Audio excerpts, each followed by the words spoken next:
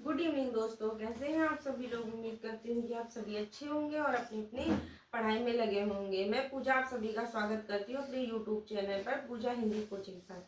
अगर आप इस चैनल पर नए हैं तो चैनल को सब्सक्राइब करें, शेयर करें, लाइक करें। आप लोग चैनल को वीडियो देखते हैं पर शेयर और लाइक नहीं करते हैं। आज इससे पहले हम लोगों ने ग्रंथ की क्लास करी थी, जिसमें मैंने बताया था कि इतिहास हमारे हिंदी ग्रंथ को सबसे पहले किसने और किस भाषा में लिखा था। वो वीडियो अगर आपने नहीं देखी है तो आप उसको देखिएगा।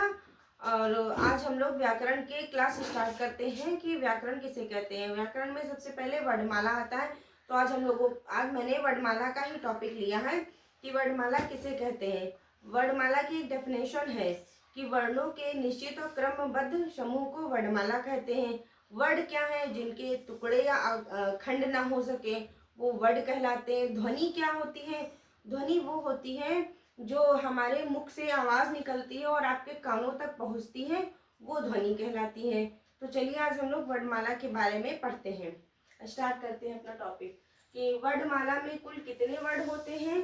तो वर्णमाला, हिंदी वर्णमाला में कुल वर्णों की संख्या है 52। अगर संस्कृत वर्णमाला के बारे में पूछा जाए कितने वर्ण होते हैं तो आप बताइएगा 64 होते हैं, क्योंकि उसमें जो है हमारे व्यंजन और स्वर उनमें परिवर्तन हो जाता है, बढ़ जाते हैं।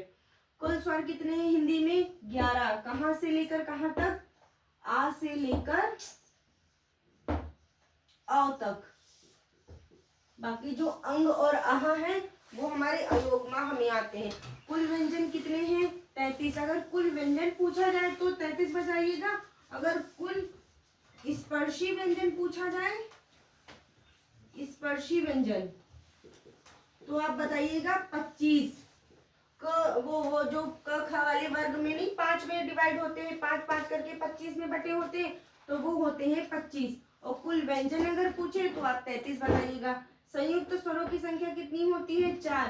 कौन कौन से होते हैं? छ, त्र, ज्ञ और श्रा। ये कैसे कैसे बनते हैं?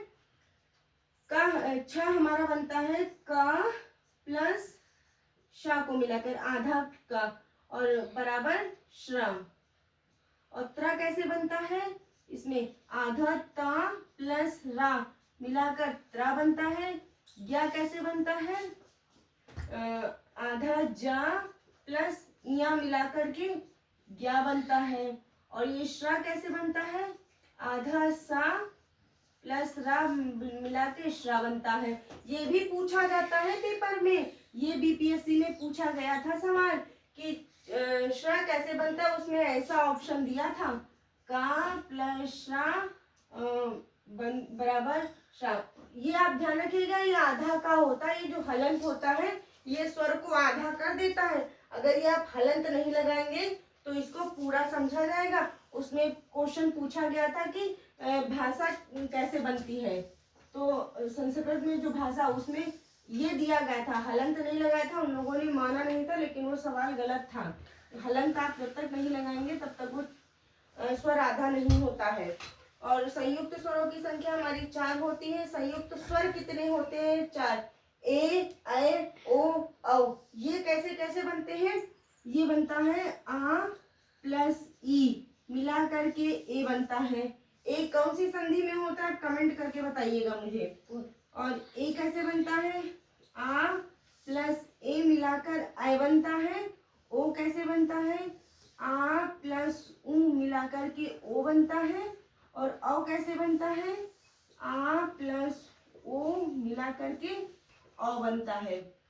ये दीर्घ संधि में बनता है। ओ हमारी यण संधि में बनता है।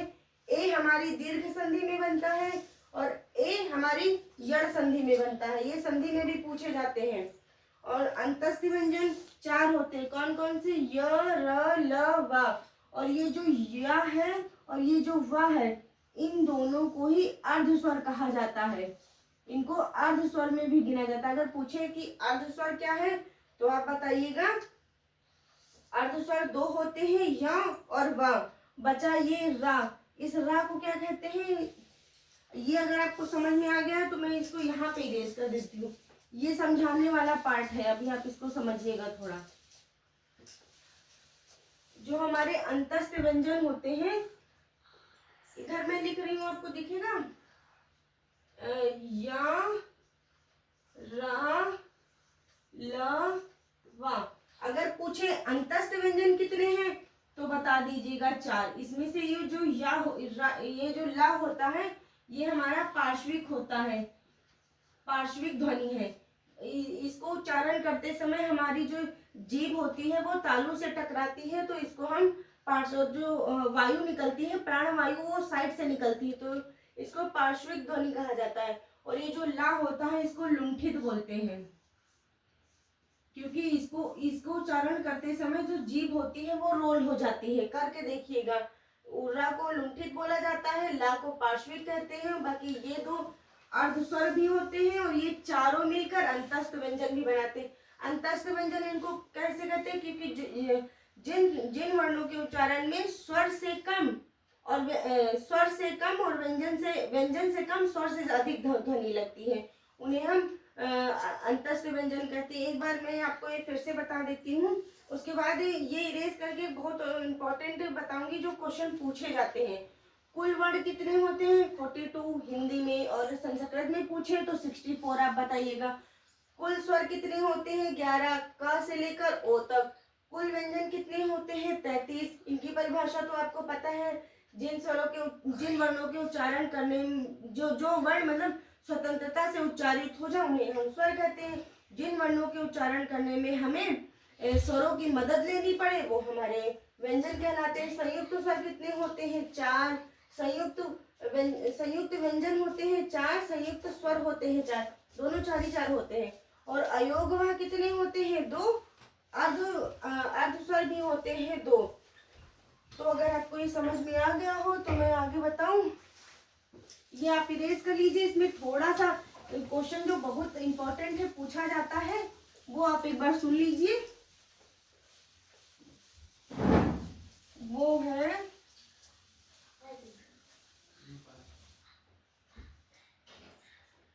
हमारा वर्ड।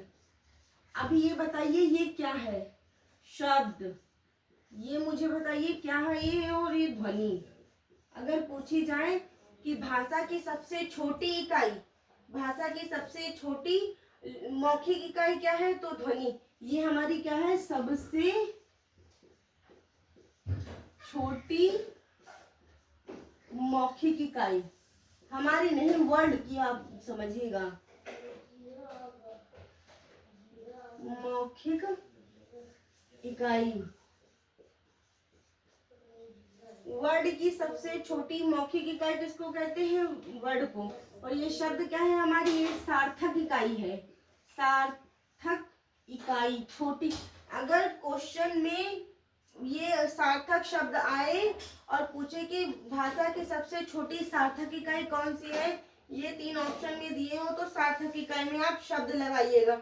अगर आपसे पूछे कि भाषा की सबसे छोटी मौखिक इकाई कौन सी है तो आप वर्ड लगाइएगा। अगर आपसे पूछे ध्वनि, ये क्या होती है,